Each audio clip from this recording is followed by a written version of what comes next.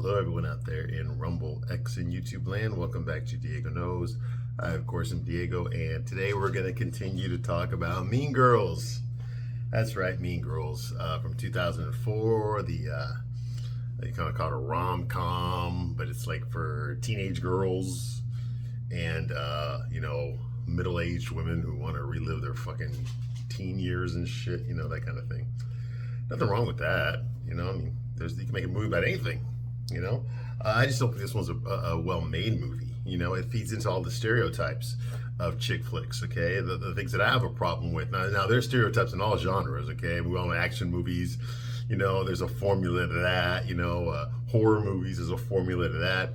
And unfortunately for rom-coms too, which, let's face it, is mostly a female audience, there's a formula to that too, and it's just not believable. Okay, this movie's not believable. I've seen some good rom-coms. Okay, I've seen some good chick flicks. All right, and by chick flicks, I'm not trying to say that men aren't allowed to watch them. Okay, I'm not saying that. I'm saying that they're marketed towards women. Okay, this movie was made for women. Okay, that's the target. No one's stopping men from going to the theater to watch it themselves. Okay, but that doesn't change the fact that most men are not going to go see it. Okay, unless they go with a woman, right, or they're gay. All right. And you're not going to find. I never saw a line of guys, okay, at a Twilight movie, at a premiere for a Twilight movie, okay.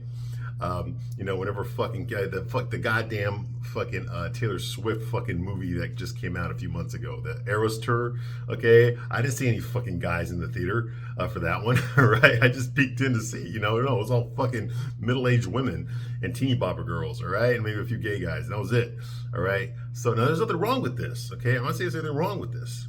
All right.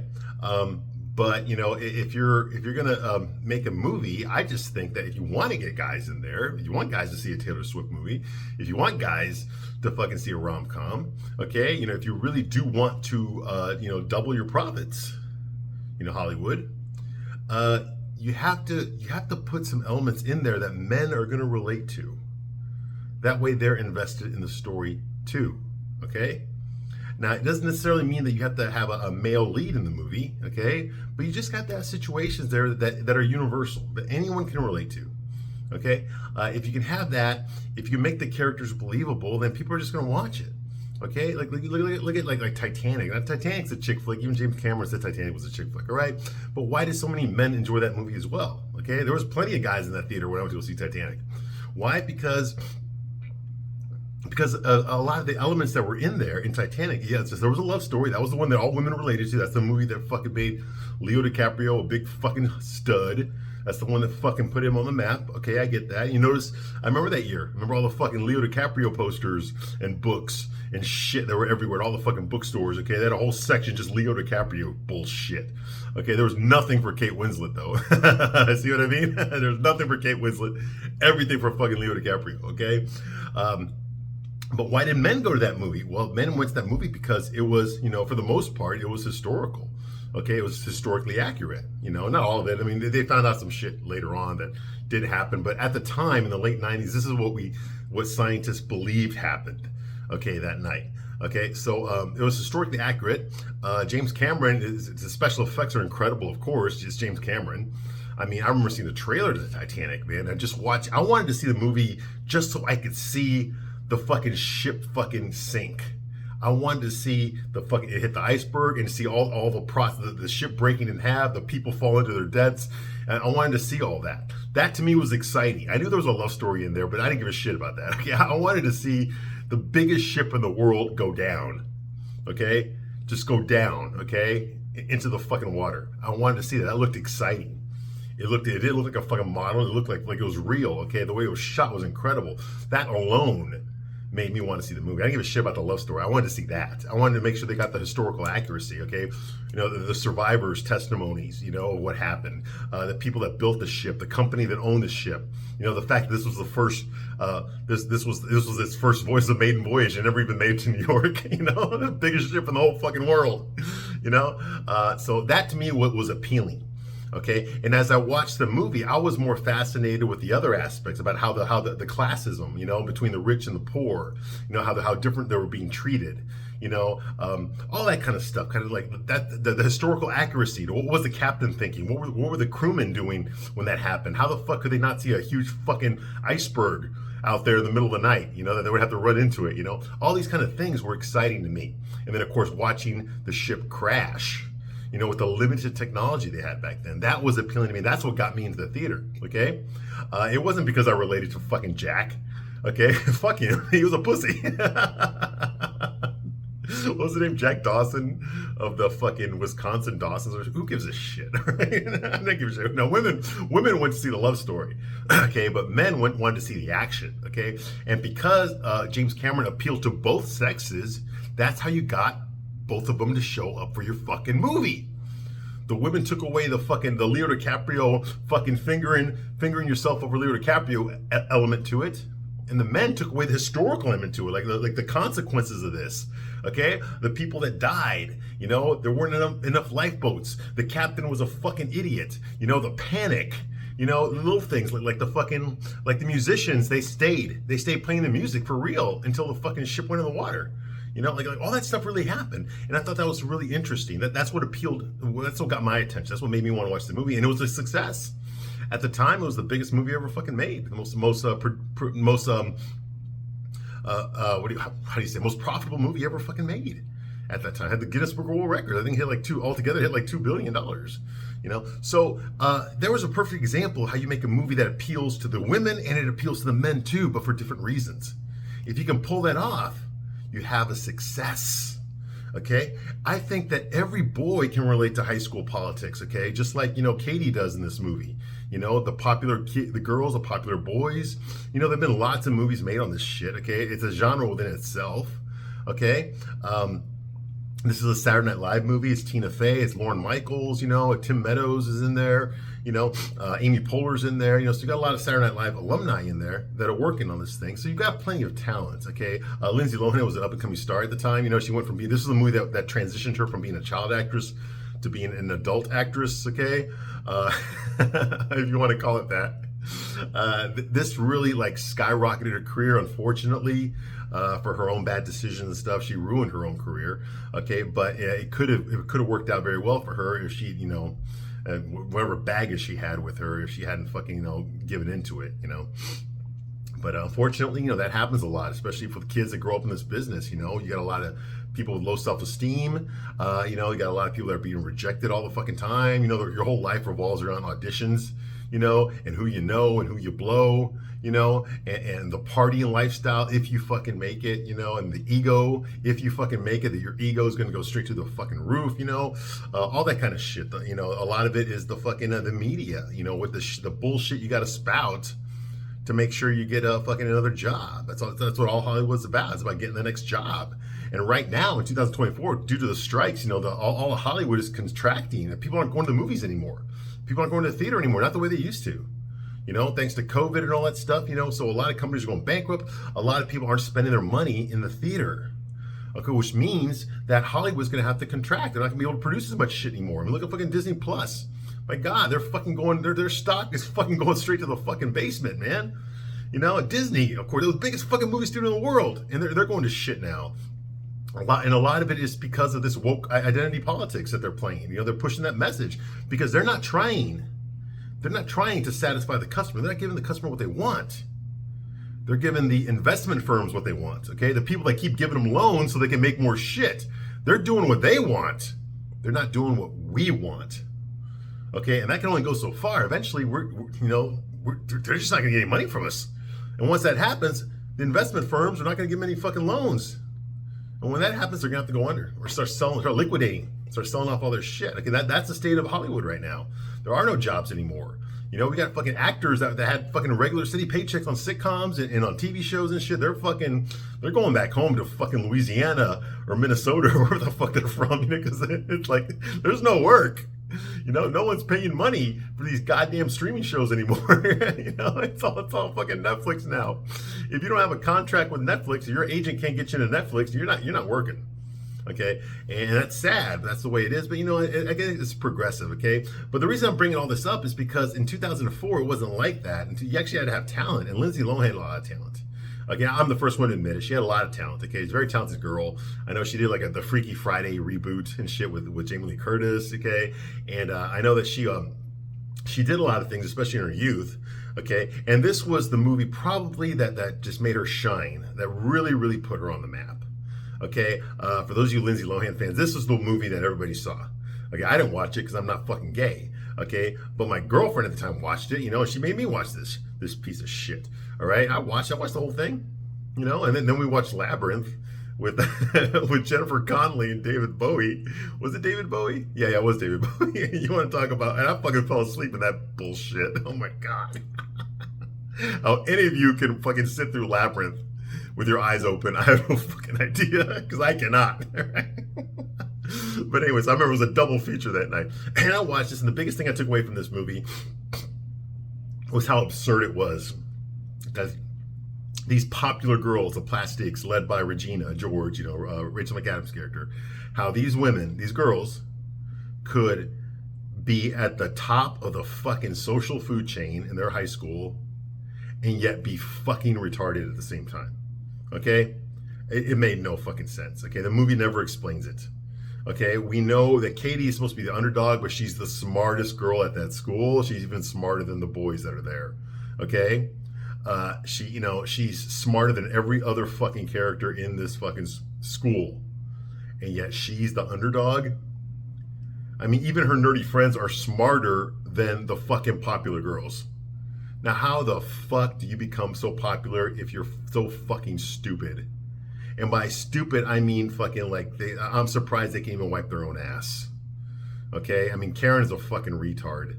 Okay, that's Amanda Seyfried's character. Okay? Like fucking her, what the fuck? She's the dumbest one there. Okay? This bitch fucking says that she has ESPN powers. Okay? And that her fucking tits can tell her when it's raining.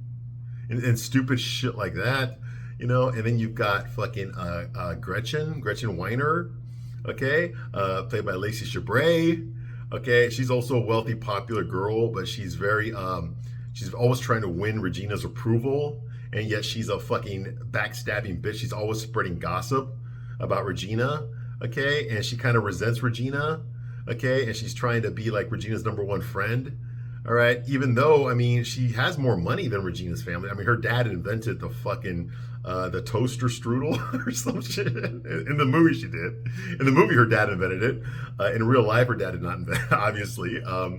Nobody named Weiner invented toaster strudel. It was actually invented in 1975 by a guy named Robert Perozzi, something like that. An Italian guy, not a Jewish guy, an Italian guy. Okay, he invented it for Pillsbury in 1975, all right? Or 1979, something like that. Okay, and then eventually I think it was General Mills that picked up the patent to it and created it after that. But originally it was in 1975 by this guy named Perozzi. Okay, anyway, so no, he was not Jewish. All right, so but it's a running joke in the movie. That's where they got their fortune from. All right, and then you got Regina George. We don't know what her family does, but we know that her mom, Amy Poehler's character, is like a 40-year-old who thinks she's 17, tries to act like she's 17, has big fake titties and likes to serve alcohol to her daughters at home. There are no rules in her house, and she thinks she's one of them. Like she's trying to relive her youth, like she doesn't give a shit that her daughter took over the whole fucking, the master bedroom belongs to the daughter, okay, not to the parents in their big fucking house, okay? And she offers encouragement and condoms when her daughter's getting fucking filled out on the master bedroom. She's in there like on the door like, hey, can I bring you a thing? You want some lube? You want some condoms? Whatever you need, we got it. I'll get it for you. No problem. That kind of, get the fuck out of here. Come on.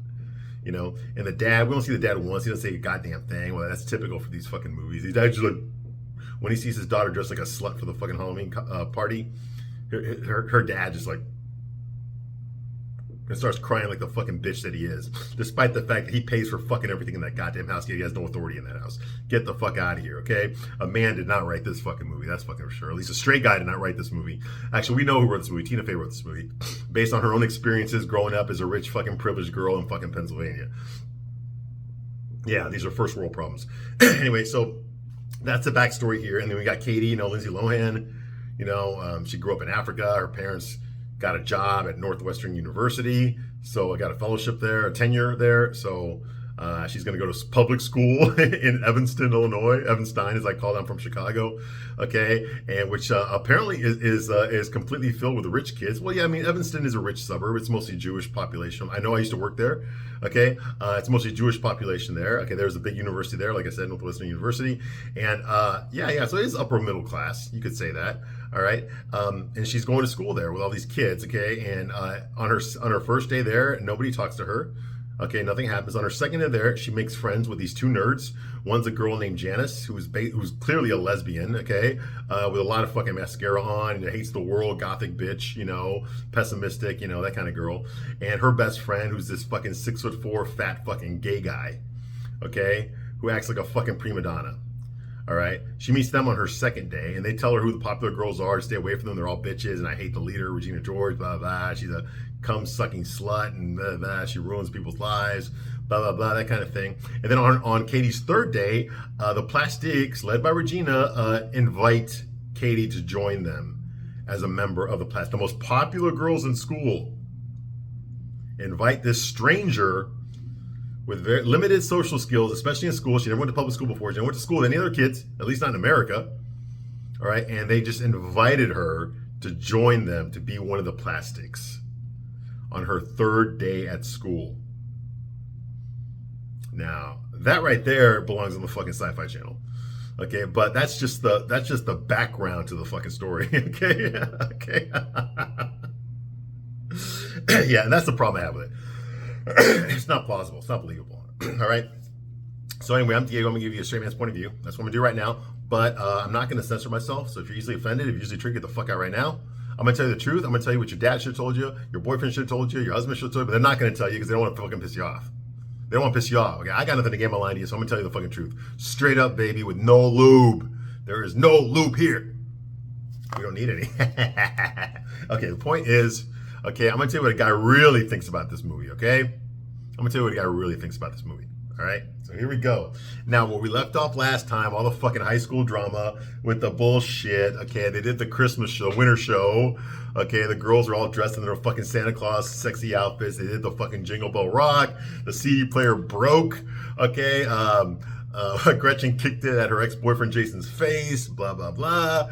So they had to acapella it, and the audience had to clap to get the rhythm going because everyone knows the words to Jingle Bell Rock. So they just ended up singing it, and the girls did their dance routine. It was a big success. Okay. Regina, however, still being a bitch to her boyfriend that she just got back together with, Aaron, who obviously our main character Katie has the hots for. Regina found out that Katie liked her ex-boyfriend, so she got her ex-boyfriend back to piss off Katie, and then she started revealing to Katie her deepest, darkest secrets. Like that would ever fucking happen in real life. Okay, and well, Katie, of course, is on a revenge trip right now on behalf of Janice. Janice wanted Katie to infiltrate the Plastiques, okay, and fuck them over, and Katie's more than happy to do that after what Regina did with Aaron. So she's pretending to be their friend, but she's secretly plotting against them. Now, the movie's called Mean Girls because the Plastiques are the mean girls, but as you can clearly see, this is a movie about Katie becoming a mean girl.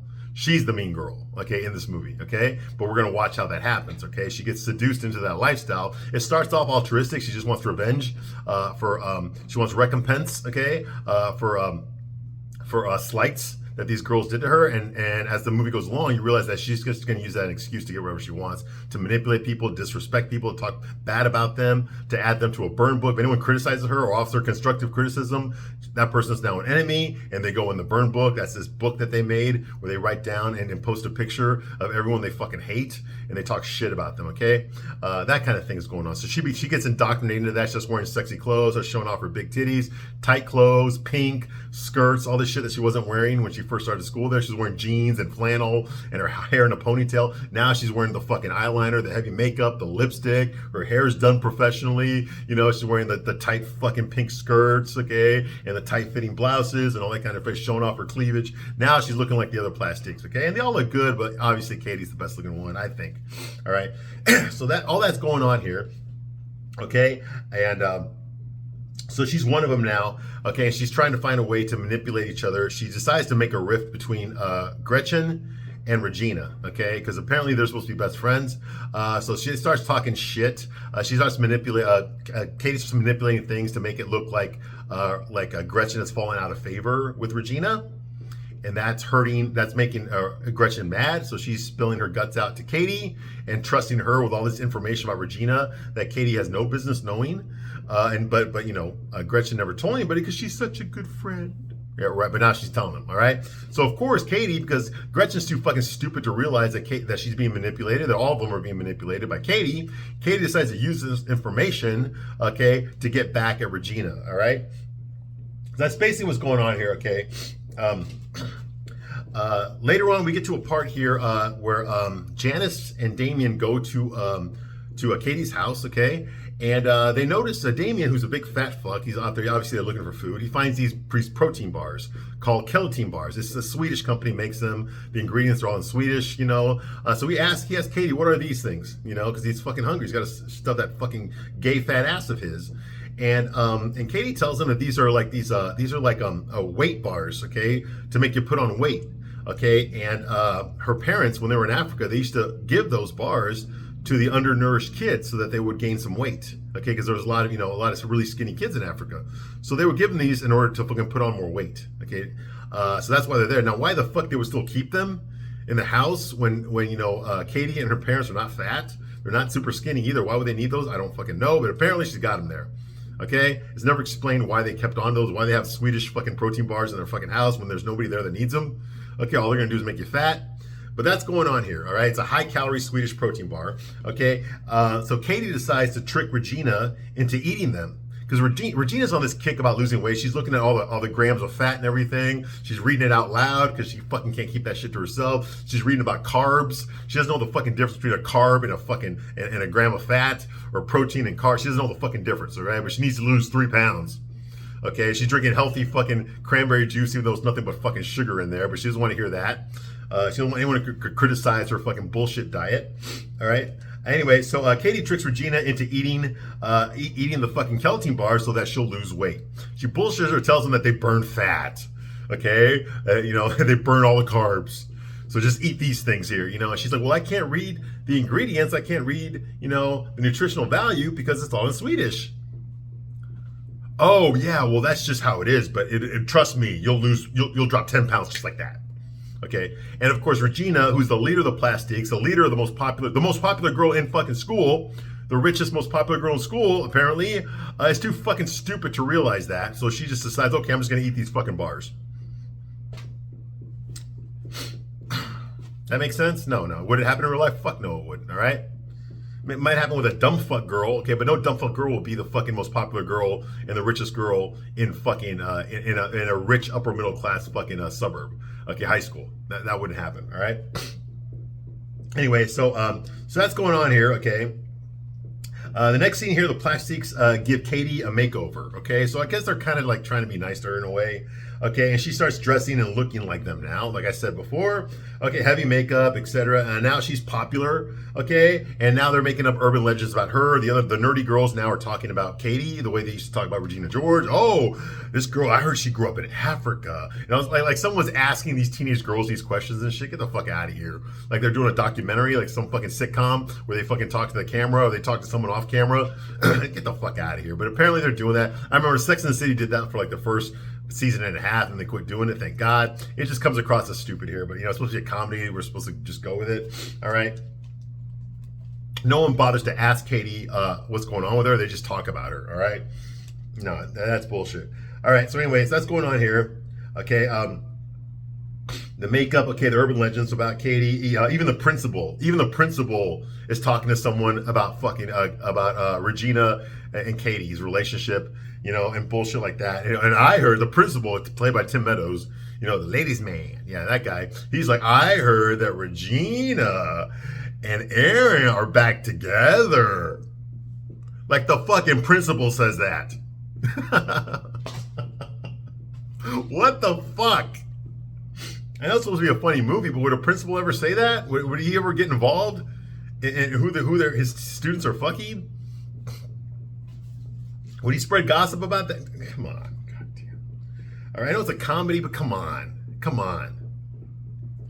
All right, that's going on here. Katie gets jealous and walks into a trash can. Okay, when they're walking in slow motion, you know, where they take up the whole hallway, there's always somebody, you know, like think like Melrose Place, you know. You ever watch that show? Okay, where they're all walking down Melrose Avenue, you know, like in a fucking line. So like if anybody was walking behind them, okay, they wouldn't be able to cut in front of them. They just have to stand there, you know, because they're walking across in a line. Okay, well that's what's happening here in the high school hallway. They're all walking in slow motion in a line. And Katie's there walking in slow, looking all hot. Her tits are bouncing up and down. And she looks over, and there is fucking Regina, you know, I guess putting her head on Erin's shoulder. So that gets Katie all pissed off, and she walks right into a fucking trash can and falls right in there head first into a trash can. Now this movie does that a lot. I don't know why they're doing that. Maybe they're trying to make well, I know why they're doing it. They're trying to make Katie more relatable. Like, oh, okay, because the girls that are watching this movie, they're not as pretty as Lindsay Lohan. Most of you aren't, okay? So it's hard for you to relate to a girl who's got everything, okay? Who's supposed to be an ugly duckling, even though she's not, never was. Okay, and now she's being popular and she's looking hotter now and all this kind of, it's hard to relate to a girl like that and feel sorry for her. So what do you gotta do? You gotta fucking humanize her a bit, okay? Make her not so perfect. How do you do that? Well, they can't make her uglier. They can't make her fatter. They can't do any of that because that would go against what the movie's about. So what do? They'll have her, you know, do fucking stupid ass goddamn, a goddamn clown humor, like bumping into things, tripping, okay? Walking into the fucking side of a door, or in this case, walking right into a fucking trash can that was completely empty and falling headfirst into a trash can. I mean, your legs are up in the air, okay? That kind of falling into a trash can, okay? Not buying it. It's stupid. It's just trying to make you laugh at fucking Katie to remind you that Katie's a normal girl like everybody knows. She's not. She's not. You didn't cast a normal girl in this movie, okay? You cast a hot girl to go up against 3 other hot girls, all right? No. Katie's no fucking underdog, okay? She's the smartest one in that whole fucking school, okay? Her enemies are fucking stupid. It's not a difficult fucking problem for her to fucking, to overtake the fucking Plastiques, okay? Never was, all right? No. They're just trying to humanize her, all right? Get the fuck out of here. All right, so that's going on. By the way, in real life, whenever someone like that happens like that, you know, very publicly fall into a trash can, okay? I mean, it's hilarious. And everybody in the hallway who saw that is going to remember Katie for that. Doesn't matter how popular she is from now on, okay? She will always be remembered as the hot girl that fell headfirst into a fucking trash can, okay? And that's going to reduce her popularity. That's not going to make her more popular, okay? They're going to make jokes about her. They're going to make memes about her, okay? They're going to imitate her. They're going to do fucking a school play where someone reenacts it, okay, in front of everybody, okay? The parents are even going to talk about it. Someone with a cell phone is going to take a picture of it and post that on fucking social media, okay? All that shit's going to happen in real life, all right? No, when you do that, you're no longer popular, okay? Because everyone's going to remember that, all right? So Katie and Janice start talking shit about Regina again at the I guess the soap store. That's where Janice works. And of course, Katie's there fucking putting a shitload of makeup on herself. She's covered in makeup now. I mean, you'd have to dig with a shovel to get to her skin. All right, she's covered in fucking makeup now, talking shit about fucking Regina like they always do. That's Janice's favorite subject, is to talk shit about Regina. And yes, she hates Regina for talking shit about her. You see what I mean? See the hypocrisy here? All right, so they start talking shit about Regina again. Janice invites Katie to an art show. I guess she's an artist. Well, of course she's just a goth bitch, you know. Looks like Faruka Balk from the fucking Craft. You know, the dyed black hair all stringy and shit everywhere across her face. You know, the heavy fucking eyeliner. You know, the pale white skin. The grunge clothes that say fuck you to everything. You know, the baggy grunge clothes, you know. Like think of it, if a school shooter was a woman. That's what Janice looks like in this fucking movie, all right? So they're talking shit. She invites Katie to her art show. I guess she's an artist. Of course she is. All right. To an art show and tells her, and then she tells Katie that she smells like a fucking prize. What is that smell? And Katie's like, oh, Regina, let me borrow some of her perfume. She's like, you smell like a prostitute. And then she starts fucking spraying her with, I guess, some fucking Lysol or some shit. Anyway, it was a little bit funny. I get it. It was a little bit funny. Okay. Next scene, Katie is flirting with Erin in class, okay? Erin, the stud in the movie, okay, played by a gay guy, and I'm not making that up. Okay, Erin, the stud in the movie, okay, the object of all the Plastics' affection, okay, at least Regina and Katie are both fighting for him. Okay, right now, Regina has him. Okay, Katie flirts with Erin, Okay, and flirts with her like with all that makeup on and shit, in a way that she never flirted with him like that before. She pretended to be stupid in class so that Aaron would tutor her. Actually, okay, but she's actually a genius at math. She's smarter than Aaron at math, but she's pretending to be dumb at it so that Aaron will spend time after school with her. Okay, it's her way of getting to see Aaron after school. All right, by pretending to be dumb in math. Okay, Aaron. She asked Aaron if she'll tutor him, if he'll tutor her. And Aaron's like, and she said, I want to, well, you could come too, but Regina's my friend. I don't want to piss her off. And then Aaron's like, well, we just won't tell her. Like that, all right? So she's like, okay. So obviously Aaron's not happy with Regina, okay?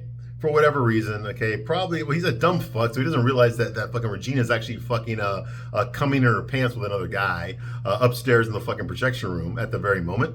He's too stupid to realize that, okay? Because the whole school would know about that, right? If that was happening, okay? But apparently he doesn't know about it, and he's supposed to be the most popular guy in school, all right? But anyway, so they kiss, okay? But they actually kiss, okay? While he's tutoring her. Okay, I guess it's at her house or something, and she makes a pass at him. He kisses her back, but then he pulls away from her.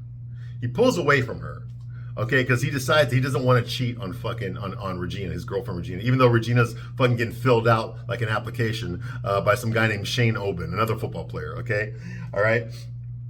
So Katie gets pissed off. So she's like, why do you like her? And he tells Katie, well, why do you? Like, why are you her friend? Then she just tells him what she's been wanting. She's like, Aaron, Regina's cheating on you, okay? She's cheating on you. And Aaron's like, what? Well, of course she's cheating on you. You're fucking gay. All right. But anyway, yeah. Oh, sorry, that's just in real life.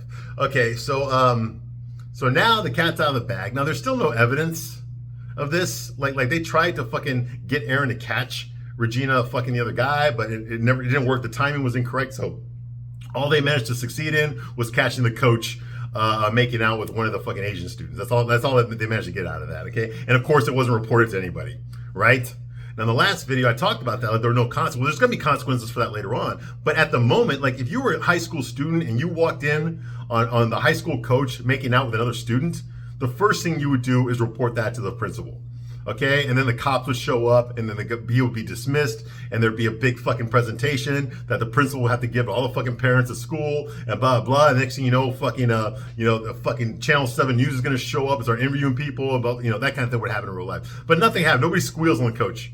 Nobody tries to blackmail the coach. Nothing like that. Okay, not fucking realistic. All right. So anyway, so the next thing we have here, Regina's crying her ass off. Okay, because Aaron dumped her. Okay, she's crying there at her house, at her big palatial house. All the plastiques are there. I can't believe he dumped me. Someone on the baseball team told him about Shane Omen. And of course, it was Gretchen. Gretchen told Katie about Shane Omen. Okay, and Katie told Aaron. That's what really happened. But they're trying to keep quiet. But they look at each other real quick and they look down.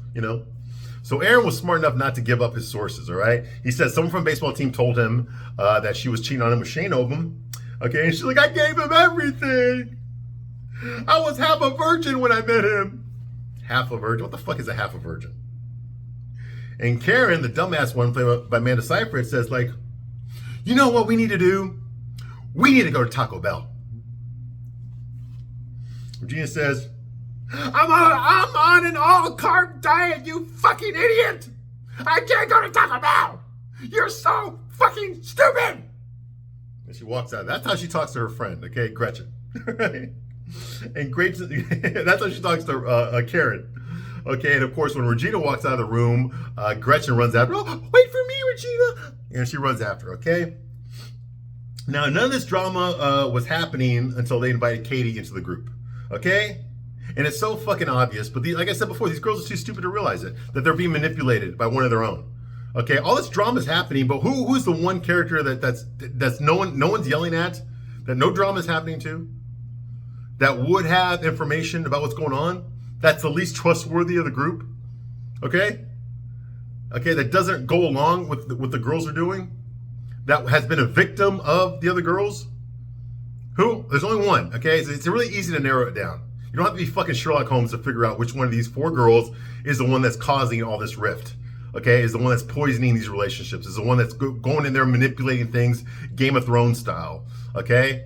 It's pretty fucking obvious who it is, but not to these girls, okay? Not to these girls at all, because they're all a bunch of dumb fucks, which doesn't explain how they became the most popular girls in school. They're all a bunch of dumb fucks. Okay, I'm gonna stop my review right here, but I'll be back shortly to continue my review of Mean Girls, as many videos as it takes. As many as it takes. All right, because I never want to talk about this movie again. All right, I thank you very much for watching this long, and I will see you soon on the next one. Bye.